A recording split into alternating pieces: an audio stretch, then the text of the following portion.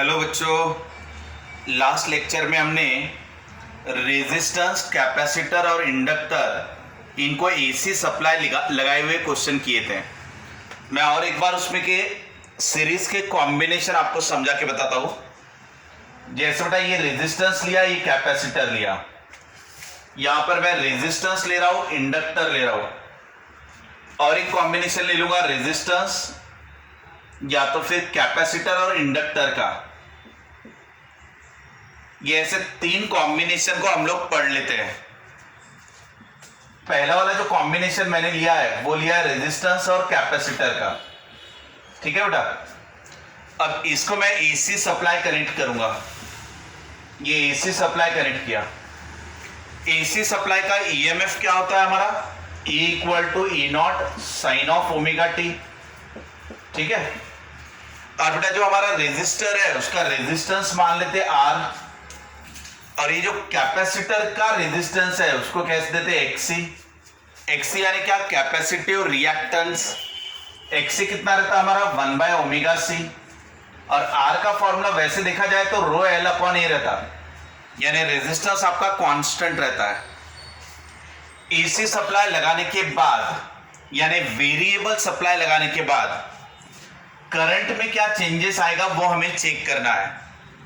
तो बेटा ये सीरीज कॉम्बिनेशन है या पैरेलल? Series combination. सीरीज में आपका करंट रिमेन सेम, यानी करंट टोटल जो फ्लो होगा वही आपका रेजिस्टेंस से फ्लो होगा, वही अपने कैपेसिटर से फ्लो होगा। So that's why take the current as a reference axis. तो करंट को आप लोग क्या ले लोगे? रेफरेंस एक्सिस, यानी I equal to IC equal to IR कह दोगे इसको। अब देखना बेटा, हमने पढ़ा था कि रेजिस्टर में करंट और ईएमएफ दोनों साथ साथ रहते हैं। तो जिस तरफ रेजिस्टेंस का करंट है उसी तरफ उसका ईएमएफ भी है। सो ईएमएफ और करंट दोनों की सेम डायरेक्शन लिया रेजिस्टर के लिए।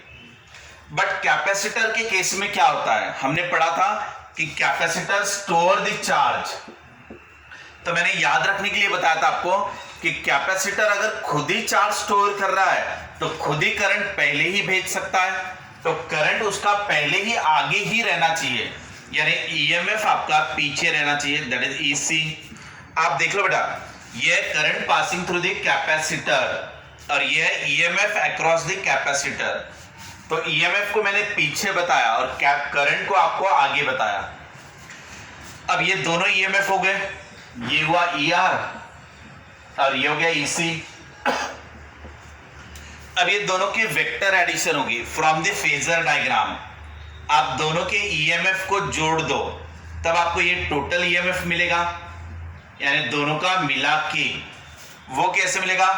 अंडर रूट ऑफ ER का स्क्वायर प्लस EC का स्क्वायर, ऐसा करने से मिल जाएगा।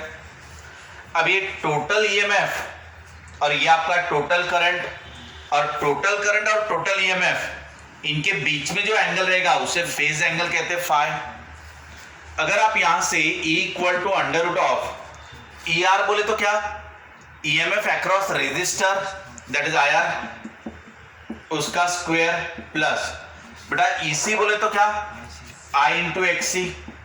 ये ऐसा, क्योंकि ईएमएफ यानी क्या? Current into resistance. अगर रिएक्टेंस है तो रिएक्टेंस ले लेना, यहां से करंट को कॉमन निकालना, स्क्वायर रूट को कैंसिल कर देना तो करंट बाहर आ जाएगा। अंडर रूट ऑफ R का स्क्वायर प्लस XC का स्क्वायर बचेगा। ये हो गया तुम्हारा ईएमएफ। अब बेटा ईएमएफ अपॉन करंट अगर मैं कर दूं, यानी ये वाला करंट नीचे भेज दो, तो ईएमएफ डिवाइडेड बाय करंट, ठीक है ना। तो ये क्या हो जाएगा मेरा? Total EMF upon total current.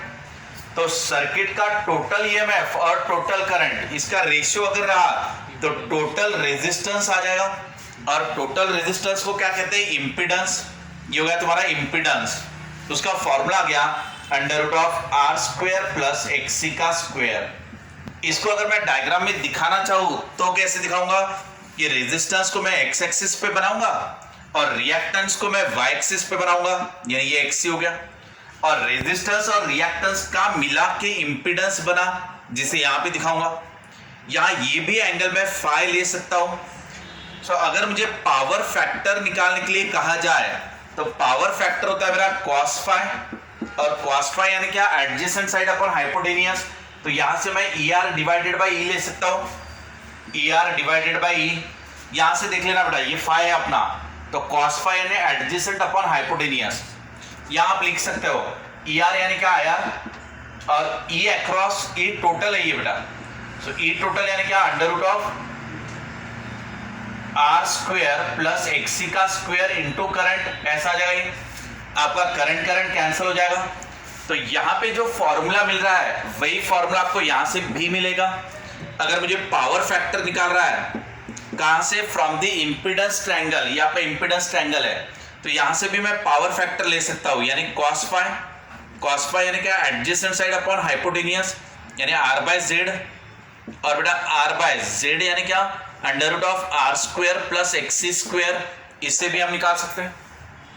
अब ये पावर फैक्टर हमें मिल गया।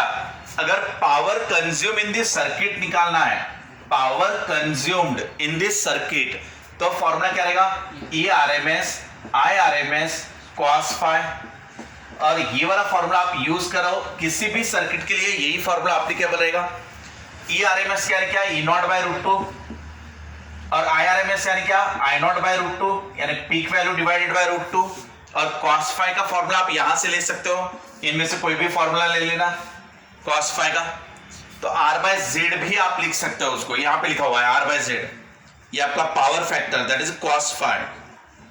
ठीक है बेटा, आपको इसमें ऐसे क्वेश्चन आएंगे, या तो फेजर डायग्राम पूछा जाएगा, cos phi किस तरफ बनता है वो पूछा जाएगा, EMF बताओ, करंट बताओ, बताओ, इम्पीडेंस ट्रायंगल बताओ, पावर फैक्टर बताओ, पावर फैक्टर को EMF के टर्म में बताओ, और power consume in this circuit बताओ।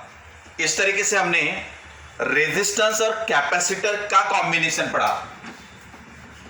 अब हम लोग नेक्स्ट कॉम्बिनेशन ले रहे, सेकंड कॉम्बिनेशन कहां है बेटा, रेजिस्टेंस और इंडक्टर का। फर्स्ट कॉम्बिनेशन हो गया हमारा,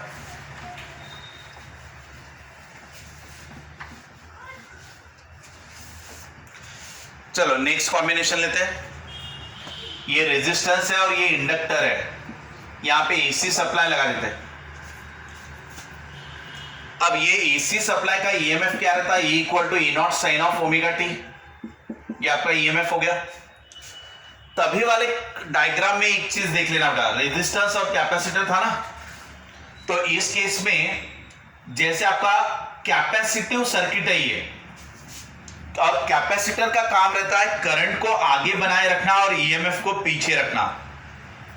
अगर अकेला कैपेसिटर होता तो करंट आगे EMF पीछे बाय 90 डिग्री रहा होता, अकेला कैपेसिटर रहा होता तो, बट इसके साथ साथ रेजिस्टर है, इसलिए हमारी डायग्राम इस तरीके से बनी थी। लास्ट डायग्राम में टोटल करंट और टोटल EMF में ऐसा बना था हमारा। सो ये एंगल जो आएगा वो 90 डिग्री से कम आएगा। क्यों आएगा कम, क्योंकि कैपेसिटर के साथ साथ रेजिस्टेंस भी वहां पर है। तो ये भी आपको ऑब्जेक्टिव में पूछ सकते हैं। प्योर रहा तो 90 डिग्री, अगर उसके साथ रेजिस्टेंस है तो पीछे तो रहेगा EMF, लेकिन कुछ एंगल से रहेगा, 90 नहीं रहेगा वो। ठीक है, अब बेटा हमारा सर्किट है इंडक्टिव सर्किट, ये इंडक्टर है, इसको लिखोगे क्या आप, XL, ये हो गया आपका R। ठीक है, अब इसे सॉल्व करेंगे हम लोग। अगेन बताओ ये कौन सा कॉम्बिनेशन है, ये सीरीज कॉम्बिनेशन है बेटा। सीरीज में क्या सेम रहता है, करंट, यानी I equal to IR equal to IL। अगर आपको तभी वाला नहीं समझा होगा तो अभी ध्यान दो, आप तीनों भी सेम तरीके से हमने सॉल्व किए। सीरीज में करंट रिमेन सेम, तो यहां का करंट, यहां का करंट, सब तरफ का करंट आपका सेम रहेगा। इस वजह से आप करंट को रेफरेंस एक्सिस ले लोगे, यानी I equal to IR equal to IL ले लिया। ठीक है बेटा, इसके बाद रेजिस्टेंस में क्या होता है, अगर अकेला रेजिस्टेंस रहा तो करंट और EMF दोनों साथ साथ रहते, यानी EMF across resistance, EMF resistance का और करंट का दोनों साथ साथ है। ठीक है बेटा, इसके बाद इंडक्टर में आपका क्या होता, इंडक्टर यानी जिसमें इंड्यूस्ड EMF तैयार होता, जो करंट को अपोज करता है, इसलिए करंट पीछे रहता, EMF आगे रहता। तो ये करंट जो रहेगा वो पीछे रहेगा और EMF जो रहेगा वो आगे रहेगा। ये प्योर इंडक्टर का अकेला इंडक्टर होता तो बराबर 90 से ईएमएफ आगे रहा होता, लेकिन उसके साथ साथ रेजिस्टर भी है, इसलिए यहां आ गया ईएमएफ। अब ये दोनों का ईएमएफ मिलाकर टोटल ईएमएफ निकाल लो, तो ये आ गया ईएमएफ टोटल। अब ये ईएमएफ टोटल आ गया, और ये जो था बेटा वो था हमारा करंट टोटल। अब ये करंट टोटल और ईएमएफ टोटल, इनके बीच में जो एंगल बनेगा उसे फाई कह देना। तो यहां से अगेन पावर फैक्टर यानी क्या, कॉस फाई यानी क्या आएगा, एडजेसेंट साइड अपॉन हाइपोटेनियस, ये ऐसे। ईआर क्या आएगा आपका, आईआर। और बेटा आपका ईएमएफ टोटल कितना आएगा, total current into total resistance यानी क्या, जेड, यानी वो आएगा √R² प्लस XL का स्क्वायर। एक चीज याद रखना, रेजिस्टेंस को हमेशा एक्स एक्सिस पे बनाना, रिएक्टेंस को हमेशा वाई एक्सिस पे बनाना, और ये रेजिस्टेंस और रिएक्टेंस का मिला के जो टोटल होता है वो इंपीडेंस होता है। इंपीडेंस का मतलब total resistance of the circuit, और ये वाला एंगल जो बनता है वो फाई बनता है अपना। यहां से भी आप पावर फैक्टर ले सकते हो, पावर फैक्टर यानी कॉस फाई यानी क्या, एडजेसेंट साइड अपॉन हाइपोटेनियस, यानी R/Z ले सकते हो आप। यहां से आप Z की वैल्यू निकाल सकते हो, तो Z इक्वल टू क्या आएगा, √R² प्लस XL का स्क्वायर, ऐसा हो जाएगा। ठीक है बेटा। पावर कंज्यूम अगेन वही फॉर्मूला रहेगा, ERMS IRMS cos phi.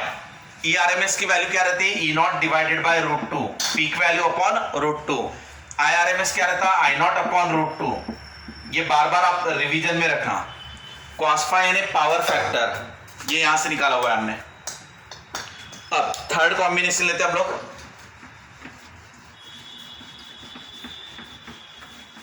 Third combination कौन सा बचा है आपका, रेजिस्टेंस और नहीं, कैपेसिटर और इंडक्टर का।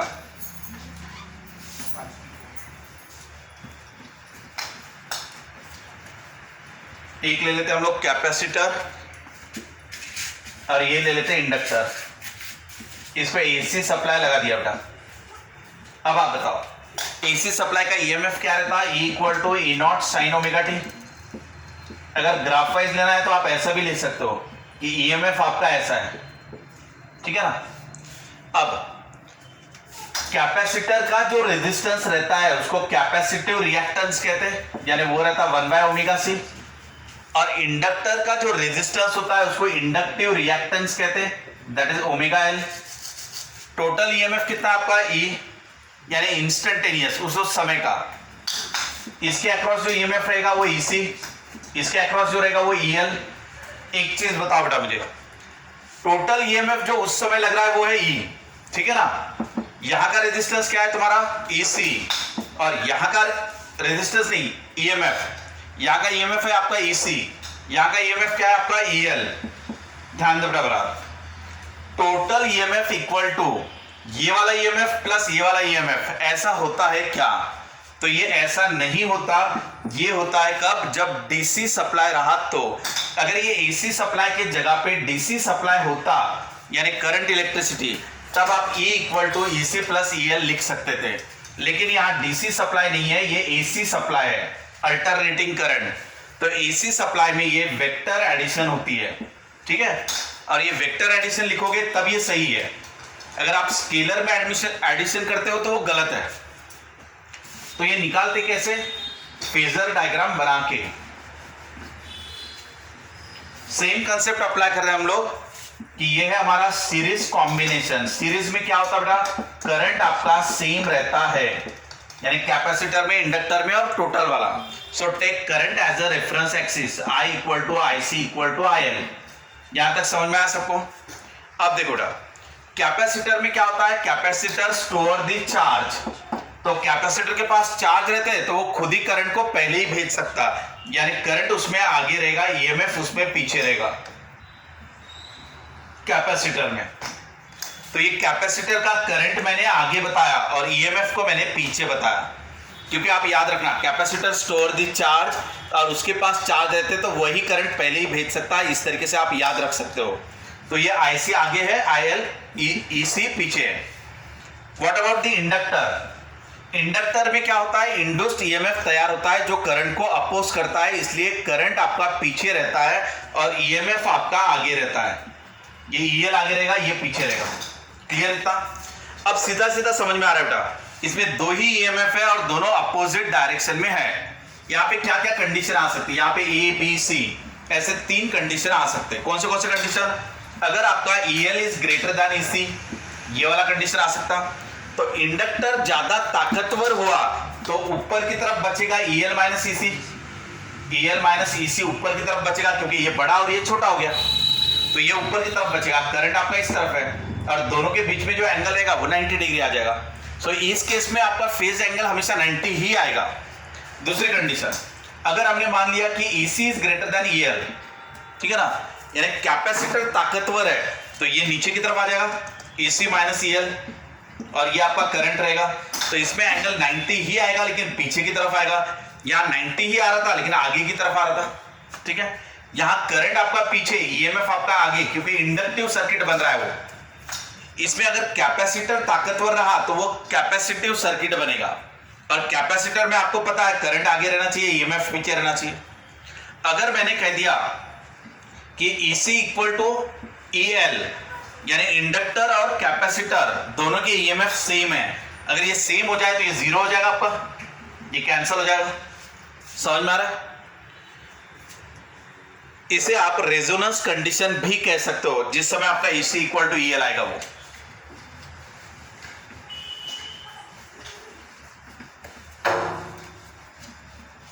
अब देखो ना, मैंने कोई एक कंडीशन उसमें कंसीडर की, जैसे मैंने एक कंडीशन कंसीडर किया कि EC is greater than EL, ये कंडीशन कंसीडर किया। अब क्या हो जाएगा मेरा, EMF नेट जो आएगा वो EC माइनस EL आ जाएगा ऐसा। और EC का फॉर्मूला क्या रहता, V equal to IR, Ohm's law, I into XC, Ohm's law V equal to IR यानी I इंटू XL। यहां से I को कॉमन निकाल दो, XC माइनस XL बचेगा और ये हो गया मेरा EMF total. Total EMF upon total current ले लेंगे तो वो आ जाएगा XC माइनस XL। अब ये total EMF upon total current यानी total resistance that is Z यानी XC माइनस XL, तो ये हो गया मेरा टोटल इंपीडेंस यानी रेजिस्टेंस, टोटल रेजिस्टेंस। XC की जगह क्या लिख सकता हूं मैं, 1 बाय ओमेगा C। XL की जगह पे क्या लिख सकता हूं मैं, ओमेगा L। क्लियर? Z का मतलब इंपीडेंस, इंपीडेंस यानी क्या, टोटल रेजिस्टेंस ऑफ सर्किट, दोनों का मिला के, ठीक है।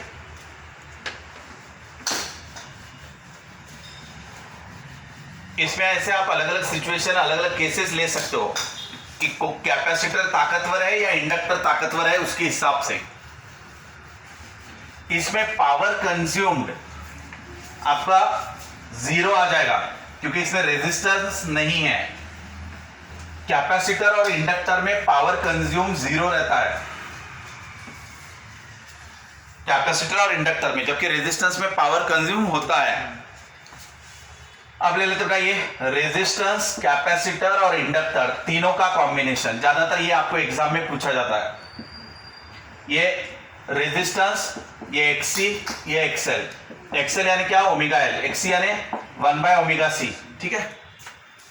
इसके अक्रॉस जो EMF रहेगा वो ER, इसके अक्रॉस रहेगा वो EC, इसके अक्रॉस रहेगा वो EL। Total EMF is E equal to क्या रहेगा, E0 sine omega T। Clear है यहां तक? अब अगेन सीरीज में आपका क्या रहता है, सीरीज में आपका करंट रिमेन सेम, तो ये ऐसा जगह सभी में करंट सेम फ्लो होगा, सीरीज है तो सेम करंट फ्लो होगा। तो इसलिए current as a reference axis ले लिया, I equal to IR equal to IC equal to IL। अब रेजिस्टेंस के बारे में क्या होता है कि जिस तरफ रेजिस्टेंस का करंट होता है उसी तरफ EMF होता है। क्लियर इतना? कैपेसिटर में करंट आगे तो उसका EMF पीछे होना चाहिए, इंडक्टर में करंट पीछे EMF आगे, ऐसा होना चाहिए। समझा बेटा? इसके बाद ये दोनों एक दूसरे के अपोजिट है। अगर मैंने कहा EL is greater than EC, ऐसा ले लिया मैंने, तो ये बड़ा है ये छोटा है, तो बचेगा क्या, EL माइनस EC बचेगा। इस तरफ क्या बचेगा, ER, और ये हो गया मेरा करंट वाला एक्सिस, ठीक है ना। अब यहां पर इन दोनों को वेक्टर एडिशन से जोड़ोगे तब आपको ईएमएफ टोटल मिलेगा। अब टोटल ईएमएफ कैसे निकालूंगा बेटा मैं? अंडर रूट ऑफ इसका स्क्वायर प्लस इसका square, E R square plus E L minus E C का स्क्वायर, ऐसा कर दूंगा। अब यहां पे रख दो Ohm's law, V equal to I R उसका स्क्वायर प्लस ये क्या हो जाएगा I इंटू एक्सएल उसका स्क्वायर, ये I इंटू एक्सी कंप्लीट का स्क्वायर कर दिया। ओम्स लॉ लगा दिया, V equal to I R, V equal to I R, V equal to I R. यहां से I को कॉमन निकाल दो तो I कॉमन निकल के बाहर आ जाएगा, under root of R square plus XL minus XC square, ऐसा बचेगा बेटा। और ये हो गया ईएमएफ। अब ईएमएफ अपॉन करंट करोगे तो वो Z हो जाएगा, EMF divided by current that is Z। Z equal to आ जाएगा आपका under root of R square plus XL minus XC square, इतना आ जाएगा बेटा। ठीक है, अब देखो आप इससे मैं इंपीडेंस ट्रायंगल बना सकता हूं। ये मेरा ये कॉस फाई रहेगा अपना, ठीक है ना। इंपीडेंस ट्रायंगल कैसे बनाना? रेजिस्टेंस को एक्स एक्सिस पे बनाना, रिएक्टेंस को वाई एक्सिस पे बनाना, यानी एक्सएल माइनस एक्सी, ये रिएक्टेंस हुआ, ये रेजिस्टेंस हुआ, और दोनों का मिला के जो रहेगा वो आपका इंपीडेंस रहेगा, वो Z हो गया। ये वाला एंगल आपका फाई रहेगा। ये और ये दोनों सेम एंगल ही बनते जाएगा हर समय। अगर मुझे पावर फैक्टर लेना है तो वो रहता है कॉस फाई। अगर मैं ये वाले डायग्राम से लूं तो R बाय Z, और अगर मैं ये वाले डायग्राम से लेता हूं तो क्या आएगा ई आर बाय ई टोटल, ई आर बाय ई टोटल। और इनका मीनिंग एक ही है क्योंकि ई आर यानी आई आर, ठीक है ना, और ई टोटल यानी क्या आई टू जेड, तो अपना आई आई कैंसिल हो जाएगा यानी आर बाय जेड बचेगा। इस तरीके से आप पावर फैक्टर ले सकते हो। फिर बाद में पूछा जाएगा कि पावर कंज्यूम्ड निकालो, तो वो कैसे निकालोगे? E R M S I R M S cos phi, इससे निकालोगे। ई आर एम एस कितना रहता है बेटा? पीक वैल्यू अपॉन रूट 2, ठीक है ना। आई आर एम एस कैसे निकालोगे? पीक वैल्यू अपॉन रूट 2, और कॉस फाई की वैल्यू यहां से ले लोगे। समझ में आ रहा है? इस तरीके से आप इसके क्वेश्चन सॉल्व कर सकते हो। ये सब हमने सीरीज कॉम्बिनेशन पढ़े। अब हम लोग लेंगे पैरेलल कॉम्बिनेशन। बाद में लास्ट में आपको सीरीज पैरेलल के कॉम्बिनेशन रहते हैं।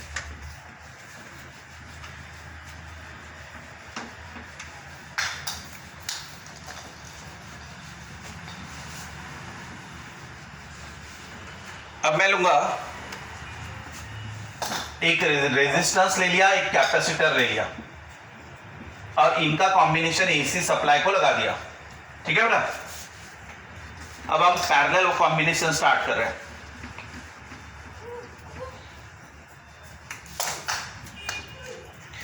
ईएमएफ का फॉर्मूला क्या रहता है एसी सप्लाई के लिए? ई नॉट साइन ओमेगा टी, ये हो गया अपना। रेजिस्टेंस का फॉर्मूला आर वैसे रो एल अपॉन ए होता है, इसका काम नहीं है यहां पर, लेकिन आर आपका कांस्टेंट रहता है। ये क्या है आपका एक्सी, एक्सी यानी क्या 1 बाय ओमेगा सी। आपको एक चीज बताया था बेटा मैंने, आप यहां पे याद रखना, जैसे रेजिस्टेंस का फॉर्मूला रो एल अपॉन ए है, इसमें कोई ओमेगा नहीं आता, इसमें फ्रीक्वेंसी नहीं आती, तो इसका मतलब रेजिस्टेंस फ्रीक्वेंसी पे या ओमेगा पे डिपेंड नहीं करता, वो कांस्टेंट रहता है। वही अगर मैंने एक्सी लिया तो एक्सी रहता 1 बाय ओमेगा सी, यानी 1 बाय 2 पाई एफ सी, ऐसा रहता। इसका मतलब अगर एक्सी की वैल्यू फ्रीक्वेंसी के साथ लिया जाए, ठीक है ना, तो फ्रीक्वेंसी का एक्सी के साथ इनवर्स रिलेशन है, तो ये ग्राफ ऐसा बनेगा, ठीक है।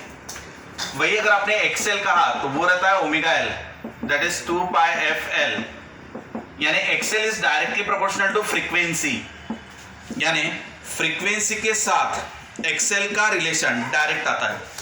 तो आपको ऐसे एग्जाम में ग्राफ पूछे जा सकते हैं, ठीक है। तो रेजिस्टेंस आपका फ्रीक्वेंसी पे डिपेंड नहीं होता, एसी सप्लाई के फ्रीक्वेंसी पे डिपेंड नहीं होता, एक्सी इनवर्स रिलेशन रहता है, एक्सएल का डायरेक्ट रिलेशन रहता है। ये एक्स्ट्रा पॉइंट बताया मैंने आपको।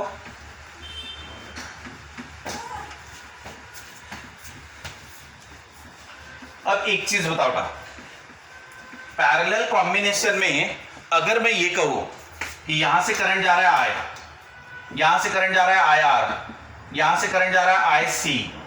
तो बेटा टोटल करंट तो मेरा आई है और आई यानी आई सी प्लस आई आर हो रहा है। तो ये लिखना सही है क्या? यानी यहां से जो मेरा करंट आई जा रहा था वही यहां पे जाके डिवाइड हुआ आई आर और आई सी।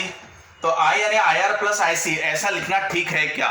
तो बेटा ये गलत है, क्योंकि ये कब एप्लीकेबल रहेगा? डीसी सप्लाई के लिए।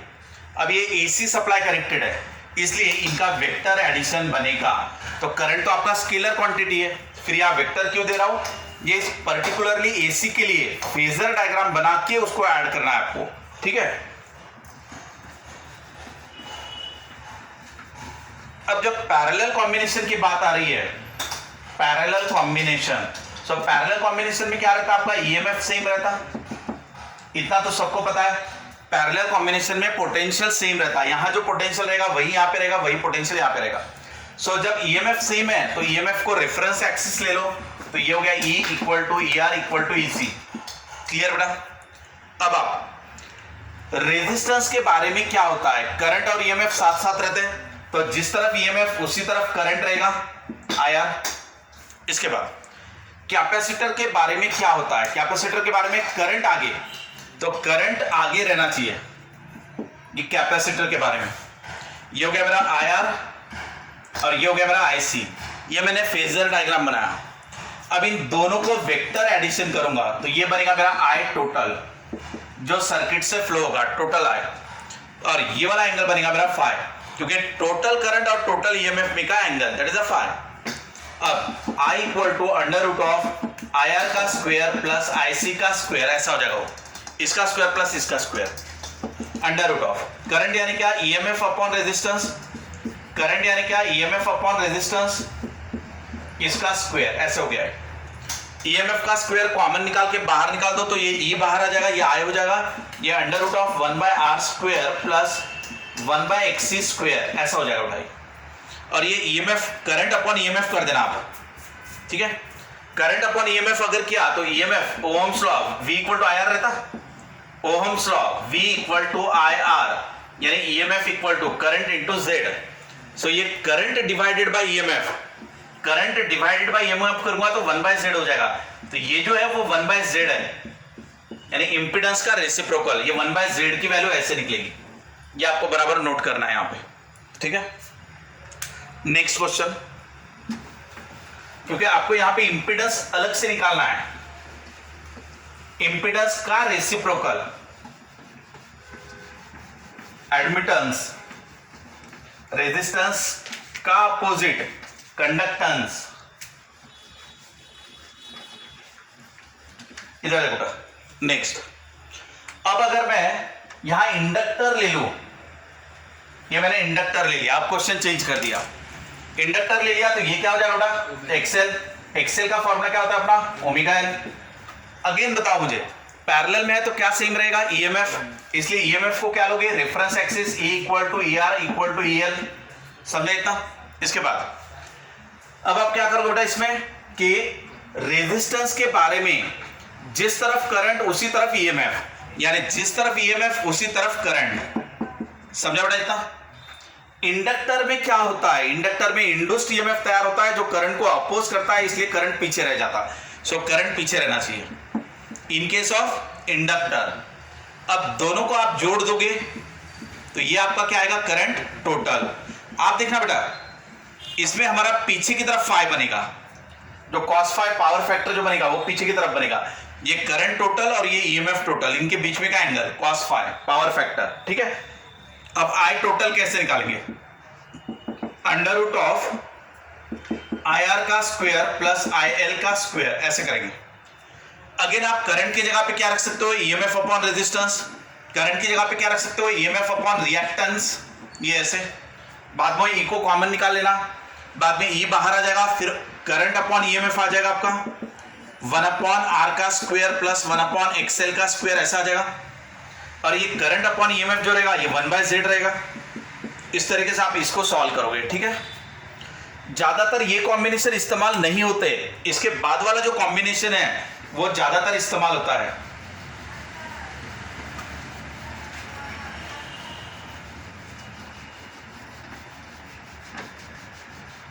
न्यूमेरिकल आपको किसी भी कॉम्बिनेशन पे आ सकते हैं, लेकिन ज्यादातर आपको पढ़ाई में ये वाला दिया है, ये वाला दिया एक, या तो फिर ये वाला दिया है।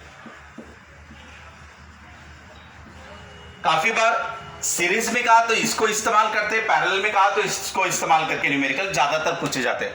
लेकिन आप कोई भी क्वेश्चन आपको आ सकता है, कोई भी कॉम्बिनेशन पूछ सकते हैं। अब बेटा इसको लगा दो एसी सप्लाई। अब ऊपर वाला क्या है आपका कैपेसिटर, यानी ये एक्सी 1/ωc, ये क्या है अपना XL that is omega L. EMF कितना रहता अपना E equal to E nought sine omega t, because it is a AC supply. यहां से जो करंट जाएगा वो क्या रहेगा I, करंट आपका डिवाइड होगा तो यहां से क्या जाएगा IC, यहां से क्या जाएगा IL। लेकिन हमारा डायरेक्शन अभी लेना गलत हो जाएगा, फिर भी हमने दिखा दिया यहां पे। हम ये बताने की कोशिश कर रहे हैं कि I equal to IC plus IL नहीं होता। इसको बनाने के लिए वेक्टर यानी फेजर डायग्राम आपको लेना जरूरी है। अब देखो बेटा पैरेलल कॉम्बिनेशन में क्या होता है, पैरेलल में ईएमएफ रिमेन सेम, तो आपका ईएमएफ टोटल ही आपका EC इक्वल टू EL, ठीक है। कैपेसिटर में क्या होता है बेटा, capacitor store the charge, so capacitor खुद ही करंट पहले ही भेज सकता, इसलिए करंट कैपेसिटर में आगे रहेगा। इंडक्टर के बारे में क्या होता है, इंडक्टर में इंड्यूस्ड ईएमएफ तैयार होता है जो करंट को अपोज करता है, इसलिए करंट पीछे रह जाता, तो ये करंट पीछे रह जाएगा IL। अब इसमें भी आपके तीन कॉम्बिनेशन बन सकते हैं। पहला, अगर IC ग्रेटर देन IL रहा तो क्या होगा, सेकंड, अगर IL ग्रेटर देन IC रहा तो क्या होगा, थर्ड कॉम्बिनेशन, अगर IC इक्वल टू IL रहा तो क्या होगा। ऐसे तीन कॉम्बिनेशन आप लेके कर सकते हो। यानी अगर ये वाला बड़ा रहा तो ये कर देना IC माइनस IL, समझ में आ रहा है बेटा, ये IC माइनस IL हो गया, यानी ये हो गया मेरा total current IC minus IL।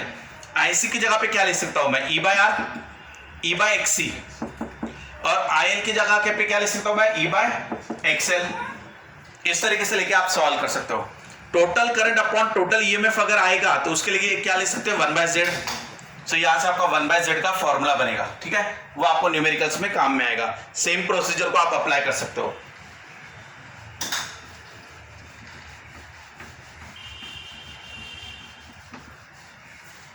ये आपको फॉर्मूला है एग्जाम में, देखना बेटा, I equal to IC minus IL, ऐसा ले लिया मान लो मैंने।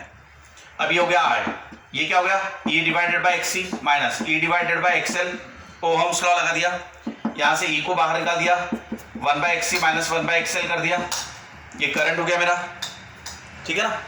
अब ये करंट अपॉन ईएमएफ कर दूंगा तो 1/XC माइनस 1/XL, और ये हो जाएगा मेरा 1/Z, so 1/Z equal to 1/XL, XC minus 1/XL, ये ऐसा हो जाएगा। इसको चाहे तो आप रेसिप्रोकल में लिख सकते हो। XC की जगह पर क्या लिख सकते हो हम लोग, 1/ωc, XL की जगह पे क्या लिख सकते हो, ωL, और इसके ऊपर आपको न्यूमेरिकल्स रहेंगे, ठीक है।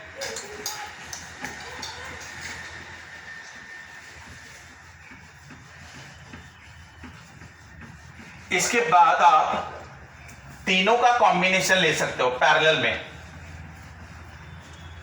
जैसे ये हो गया रेजिस्टेंस, कैपेसिटर और इंडक्टर, तीनों का भी कॉम्बिनेशन, और तीनों को ले लिया पैरेलल में। ऐसा करके भी सॉल्व कर सकते हो, ठीक है ना। ये कैसे सॉल्व करोगे, ये हो गया R, ये हो गया XL, ये हो गया XC। अगेन पैरेलल कॉम्बिनेशन में क्या, ईएमएफ रिमेन सेम, तो यही हो गया तुम्हारा E equal to ER equal to EC equal to EL। अब बताओ बेटा, रेजिस्टेंस में करंट और ईएमएफ साथ साथ, तो ये हो गया IR। कैपेसिटर में करंट आगे, इंडक्टर में करंट पीछे, ये ऐसा। अब इसमें भी तीन कॉम्बिनेशन हो सकते हैं कि कौन बड़ा कौन छोटा। अगर ये वाला बड़ा है मान लो तो IC माइनस IL हो जाएगा, ये ऐसे, ठीक है। अब अगर दोनों का मिला के कंबाइन करना है ये वाला, तो ये बनेगा I टोटल, और I टोटल कितना आएगा, अंडर रूट ऑफ IR का square plus IC minus IL का स्क्वायर, और इसको बाद में सॉल्व कर लेना। करंट की जगह पे EMF upon resistance, EMF upon XC, EMF upon XL, ये ले लेना। इनको लेके आप सॉल्व कर सकते हो आगे, ठीक है बेटा। इस टाइप के आपके अलग अलग कॉम्बिनेशन रहेंगे एग्जाम में। इसके अलावा आपको रेजोनेंस सर्किट रहती है एक, तो रेजोनेंस कंडीशन आप देख लेना, सीरीज कॉम्बिनेशन रहे या पैरेलल कॉम्बिनेशन रहे, दोनों के लिए फॉर्मूला आपका सेम आता है। रेजोनेंस कंडीशन, रेजोनेंस कंडीशन यानी जब XC इक्वल टू XL हो जाता, यानी इंडक्टिव रिएक्टेंस और कैपेसिटिव रिएक्टेंस दोनों इक्वल हो जाते हैं। XC का फॉर्मूला क्या बेटा 1/ωc, XL का फॉर्मूला ωL, तो ये क्या हो जाएगा omega square CL equal to 1, तो ओमेगा स्क्वायर इक्वल टू कितना हो गया 1/LC, तो ओमेगा इक्वल टू क्या आएगा 1/√LC। ओमेगा की जगह पे क्या लिख सकते हो 2πf, तो ये आ जाएगा 2πf इक्वल टू 1/√LC, तो फ्रीक्वेंसी इक्वल टू क्या आ जाएगा 1/2π√LC, ये आपकी रेजोनेंस फ्रीक्वेंसी होगी। इसमें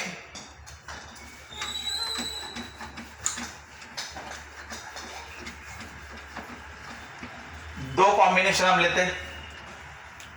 अगर हमने ये सीरीज वाला लिया तो इसे एक्सेप्टर सर्किट कहते हैं। एक्सेप्टर सर्किट यानी क्या, तो जब रेजोनेंस फ्रीक्वेंसी आएगी तब आपका करंट बढ़ जाता है, तो इसलिए इसको एक्सेप्टर सर्किट कहते हैं। यानी जैसे रेजोनेंस फ्रीक्वेंसी आ जाए आपका करंट बढ़ जाता, क्योंकि इनका नेचर देखना बेटा, XC और XL का नेचर कैसा है वो देखना। ये ओमेगा L, ये 1/ωc यानी 1/2πfc और ये 2πfl। अब आप देखो बेटा ध्यान से, अगर मैं फ्रीक्वेंसी को बढ़ाते चले जाऊंगा तो ये बढ़ते जाएगा, यानी करंट का अपोजिशन बढ़ते जाएगा। अगर यहां फ्रीक्वेंसी बढ़ाते चला गया तो ये घटते चला जाएगा। कैपेसिटर का काम रहता है करंट को आगे खींचना, इंडक्टर का काम रहता है करंट को रोकते जाना, ठीक है ना। अगर धीरे धीरे फ्रीक्वेंसी को मैच करो, जैसे एक चीज बड़ी है एक चीज छोटी है, XC XL में से, ठीक है ना, ये वाली चीज बड़ी है मान लो कौन है XC और ये XL छोटा है। अब जैसे जैसे फ्रीक्वेंसी बढ़ाओगे तो XL बढ़ते जाएगा जबकि XC आपका कम कम होते जाएगा और एक लेवल पे आके दोनों की वैल्यू सेम हो जाएगी। तो दोनों की वैल्यू सेम होना इसका मतलब क्या हुआ, एक करंट को जितना आगे की तरफ खींचना चाहता है दूसरा उतना ही रोकना चाहता है, तो वो न्यूट्रल हो गए। यानी वहां XC और XL ये दोनों एक दूसरे को अपोज करके कैंसिल हो जाएंगे, इक्वल एंड अपोजिट हो जाएंगे, तो अकेला सिर्फ रेजिस्टेंस का ही इफेक्ट बचेगा। और जो आपका इंपीडेंस का फॉर्मूला था Z equal to √R² plus XL minus XC², ऐसा फॉर्मूला था तुम्हारा, रिएक्टेंस का रोल ही खत्म हो जाएगा। और रिएक्टेंस का अगर रोल खत्म हो गया तो अकेला रेजिस्टेंस बचा, यानी आपका करंट मैक्सिमम हो जाएगा, उसे एक्सेप्टर सर्किट कहते हो आप। वही अगर सीरीज कॉम्बिनेशन ना लेते हुए पैरेलल कॉम्बिनेशन का इस्तेमाल किया इसे, ठीक है ना, ये वाले कॉम्बिनेशन में जब आपका XC इक्वल टू XL हो जाता, यानी जब रेजोनेंस फ्रीक्वेंसी आती तो रेजोनेंस फ्रीक्वेंसी पे आपका करंट घट जाता, यानी ये रेजोनेंस फ्रीक्वेंसी पे क्या हो गया आपका करंट घट गया, यानी ये दोनों के करंट एक दूसरे को अपोज करके कैंसिल कर देते, क्योंकि नेट करंट जो रहता है वो IC माइनस IL बन जाता, दोनों के करंट एक दूसरे को कैंसिल कर देते, नेट करंट आपका जीरो हो जाता या कम हो जाता। सो रेजोनेंस फ्रीक्वेंसी पे करंट कम हो गया, इसलिए इसको रिजेक्टर सर्किट कहते हैं। अब ये करंट कम हुआ यानी इंपीडेंस बढ़ गया मैक्सिमम, रेजिस्टेंस बढ़ा ना, इंपीडेंस का मतलब टोटल रेजिस्टेंस बढ़ेगा, करंट घटेगा कब रेजोनेंस फ्रीक्वेंसी पे। लेकिन सीरीज में क्या हुआ था, सीरीज के केस में आपका करंट बढ़ गया था रेजोनेंस फ्रीक्वेंसी पे, ये करंट बढ़ा था। सो करंट बढ़ा यानी उस समय इंपीडेंस क्या हुआ, कम हुआ था। तो ये चीजें आप याद रखना बराबर। एक रहता है क्वालिटी फैक्टर, हमारी सर्किट कितनी क्वालिटी है वो कैसे डिसाइड होता, एक ग्राफ मान लो ऐसा है और एक ग्राफ मान लो ऐसा है, ये ऐसे। अब ये देखो ना, यहां पे शार्प एज बन रहा है, यानी बराबर ये शार्प एज बनेगा तो ये क्वालिटी रहेगी, इसकी अच्छी क्वालिटी कहलाएगी। और इसमें क्वालिटी थोड़ी डाउन है ऐसा माना जाएगा, तो जितना शार्प बनेगा उतना उसकी क्वालिटी अच्छी है वो सर्किट की, ये वहां पर कहा जाएगा। बेटा आज के लिए इतने पॉइंट्स, आज हम लोगों ने बहुत से point as a crash course करके कवर करने की कोशिश की।